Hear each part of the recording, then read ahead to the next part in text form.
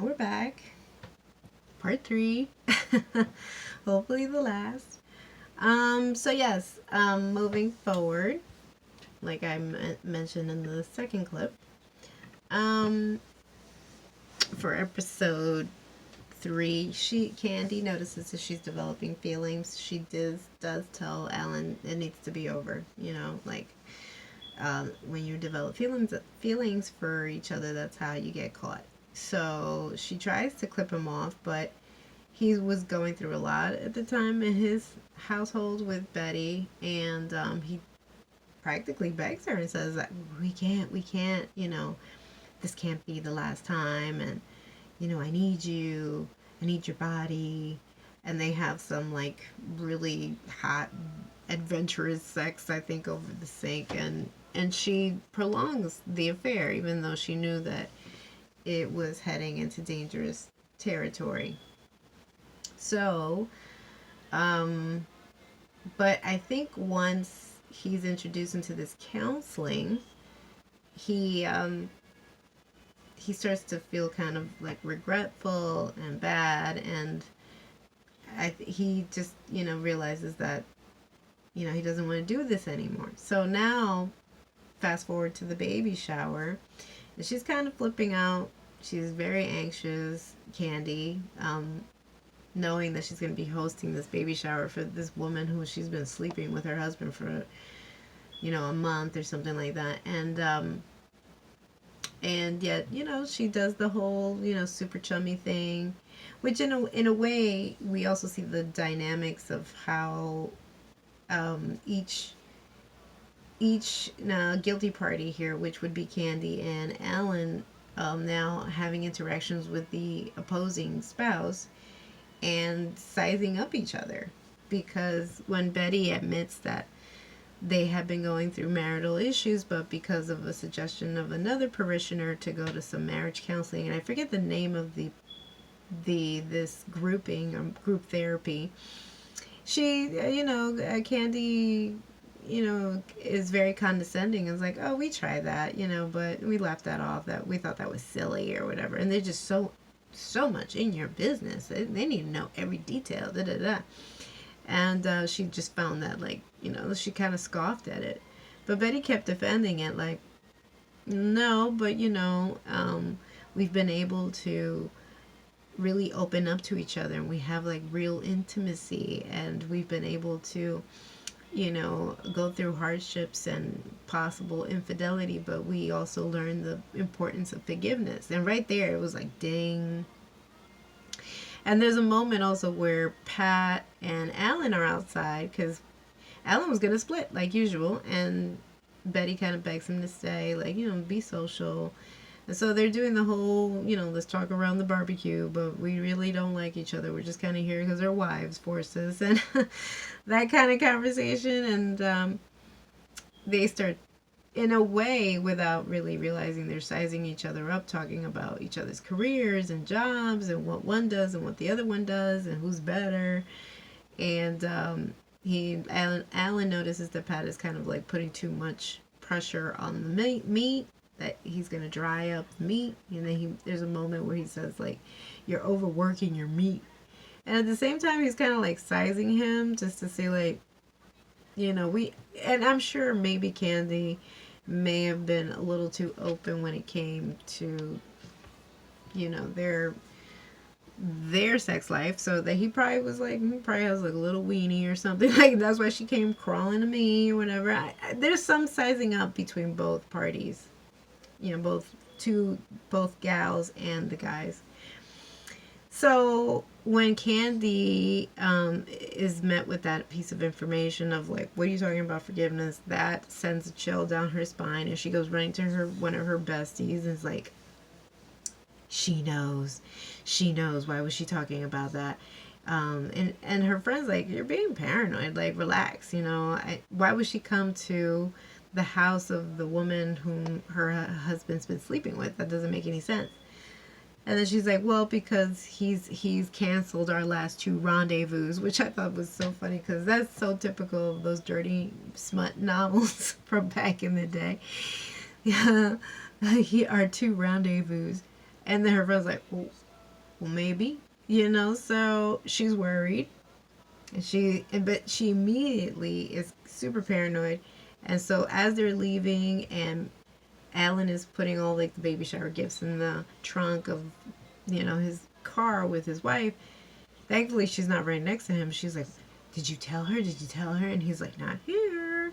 So they decide to meet up in the, you know, typical room, motel room where they've been having their trysts. And they zero in on Candy, like touching the hotel key and flustered. And he's like, you know, look, I didn't want to be that person, but and regardless of what I said, I'm gonna try to make it work with my wife. So this needs to end. She's kind of like, okay, but as long as your wife doesn't start spreading, you know, rumors about me or whatever the case may be. And he's like, oh no, she won't. She doesn't know. Da da da. So they supposedly leave it there. And now she's just kind of like spinning in her wheels. Now, when we go into, and not for nothing, I want to make mention too before the video cuts out, they have a great selection of like late 70s, early 80s music. They definitely, there's a moment where she's kind of out on the prowl, and maybe she wants to pick up you know, where Alan left off and Miss Candy, and she excuses herself because I think at the time, I think she had told her husband that she was trying to become a writer, so she would take courses. And they decided to play hooky, her and her friend, and she has like this disco ball, very glittery sequence, a whole like onesie. It's kind of like a halter top meets pants. And she's in some local bar, just like, hey, you want to dance? You want to dance? She just like wants to relive that passionate time that she had with Alan, but with like basically anybody. The girl was on fire, and the music was super, super good, on point. So now we move into episode 4 with, I believe it's called Cover Girl, and you know, we're introduced to the, I think, deputy, and also like, I guess, photographer to take pictures of the crime scene. And of course, of all people, it has to be Justin Timberlake. And it's kind of like, and not for nothing, no shade to Justin. I think he does a phenomenal job. He is Southern. I think he's from Louisiana. But that Southern twang comes to him very natural. And so does Jessica. She did a great Southern twang. And but when you see him, doesn't it take you out for a second? Because you're kind of like, oh, come on. Her husband. Now, I don't know when they shot this. Maybe there was a limited amount of actors available because, you know, if they shot during, you know, lockdown and, you know, pandemic scare, it was probably impossible to get another actor. But I'm like, all I thought was like, now it kind of pulled me out a little bit of the story because now I'm just seeing Justin Timberlake, you know, her real husband, playing this deputy cop and grilling Candy. Again, that was funny. So we see, oh, and then we see Jason Ritter, which I'm not 100% sure, but isn't he married to the actress who played Betty Gore? I'm not 100% sure, which is, you know, he's a phenomenal actor, but and he also did a great job with his little accent, Southern twang. Again, everybody here is a phenomenal actor, and they did a great job in conveying the story. But when you know that there's so many people married, and it's, I don't know, it's kind of hard sometimes to separate the fiction from reality. But nonetheless, we pan to a sleepy deputy and called to the scene, because now we fast forward to the actual June 13th event, and he's called to investigate. He brings his camera, and he's taking pictures, and also grills the people that were there, which were Alan's neighbors, who he had called to check up on his wife, and then did the discovery of finding the body, which initially they had thought that she was shot because they saw so much blood, but then with further investigation, then they realized that no, she was cut. She was hit. It was an axe murder scene, and the axe was left next to the body. And then also a number of pieces of evidence, including a pair of glasses, which belonged to Candy. So as they start taking pictures and trying to understand what could have happened that day, we also see that another cop, which wasn't Jason Ritter, but another fellow cop that was like a rookie, and he found something on the floor which I think looked like, and I have to replay it again, but I could have sworn they said that it was Betty's glasses, and then he brings them to Justin's character, and he's kind of like, don't do that, you're not supposed to touch things like that, and once you hear, you just are privy to evidence being touched and mishandled, you already know that could lead to a mistrial easy. So sloppy police work, sorry, but it was. And and then they finally discover that the baby, there had been a baby that was removed, and the child had been crying nearly the whole day because, again, unattended, and the mom had been hacked to death, that she went hoarse, the poor baby. So moving forward, they try, again, based on the pictures and the evidence, they're trying to weave together, piece together what could have happened that day. Candy still has not confessed anything, and she's going through it in her head. There are moments where she's like staring out into space because she's afraid for her life. And they called her in for questioning because she was the last person that saw Betty alive. She was in her house. But she made it seem like they had a quick conversation, and then she headed to Target, and something about her watch not working, and that the battery had died, but it had been such a long time that she had been from the church and missed her daughter's pageant that she was like, I just went back and whatever. But she doesn't make any mention of the incident. So they called her in for questioning. They noticed her nails, some of them were broken. They noticed a cut. They noticed I think a dot of blood on one of her sneakers, which is one of the sneakers that she changes into after the fact of what happened. They took pictures of that, and then they noticed her foot was all bruised up. They took fingerprints too, and then they start piecing together, and yet they were like, did you kill her? Did you kill Betty Gore? And she was like, no, why would I do that? But I want to help, whatever the case may be. She's flipping out. So her inclination is to go to the her fellow parishioner of the lawyer Don Crowder, which I'm reading up, and I'll link the article down below in the description box. Up until this point, he had only been like a civil law lawyer. So this was his first murder trial, and the fact that he won, spoiler alert, he won, it was like, but that also explains why his erratic behavior in the courthouse, but I'll explain that later. So she goes to him, he's like, give me $1, and the dollar kind of meant that he was on retainer now. And she's like, are they trying to pin this on me because I'm her friend? I'm just you know me, I'm a parishioner. I'm like, why would I do that to my friend? They do all types of stuff. And then he's like, it's okay. We got this. We know who we're dealing with, You're a churchgoer like us, and blah, blah, blah. And everything seems like everything's going to work out, but then they find shoe print. And when she gets word of that because of her friends, like, oh, they said they found a shoe print. That's it. Or Pat, or maybe even her own husband was like, that's it. It's done. She goes running to find them shoes and cuts them up. And it just tells you, I mean, maybe the science was not there. Back in the day, you probably could get away with a lot worse. There wasn't that forensics, splatter specialist like you would see like in a show like Dexter. That didn't exist necessarily then. And so she the way she cuts it up and just dumps it in the trash, like, girl. But telling, early 80s. And then And yet she's like, okay, I did away with that evidence. But then that she had totally forgot that, like, in the struggle of what had happened, she smudged something on the fridge and her fingerprint was left there.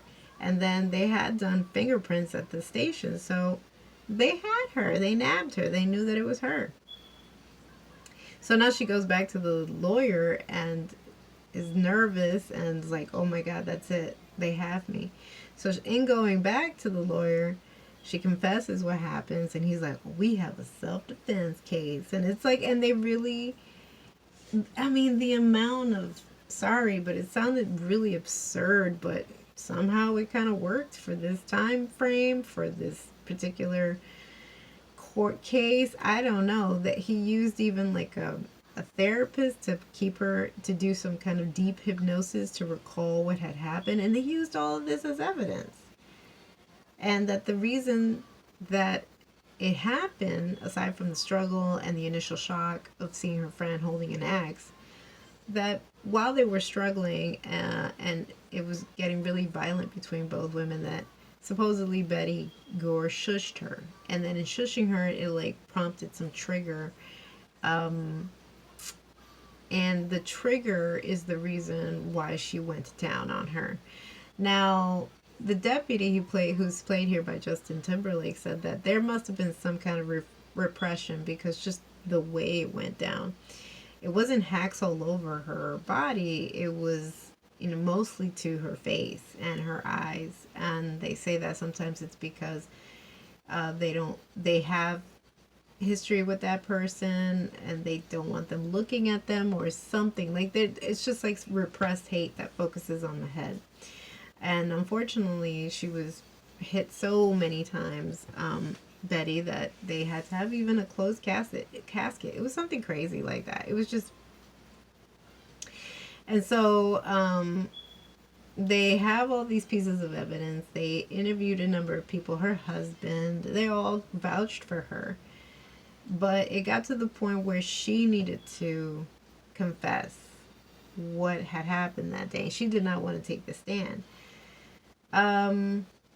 And again, even how they even related to everything with that superstition of it being Friday the 13th. And I think even the movie had came out, Friday the 13th. And when they were also investigating the crime scene, it was on, they found, well, aside from Candy's like little calling card that she was doing a side hustle at the time called the Cover Girls, because they do like, cover interiors and they paint and whatnot.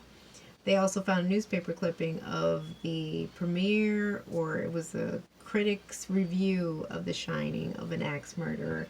So all of this, they thought that it took 13 hours to find Betty, and it was 13 days that they found their suspect, which was her, which was Candy. It was crazy. But all of that is just, how is that relevant? But they were able to prove that in court. Aside from like the opposing legal team that kept fumbling, they just, they were caught off guard. They were making it seem like, and they really ran with that. Her representation, Candy's representation, really fought for that whole self-defense.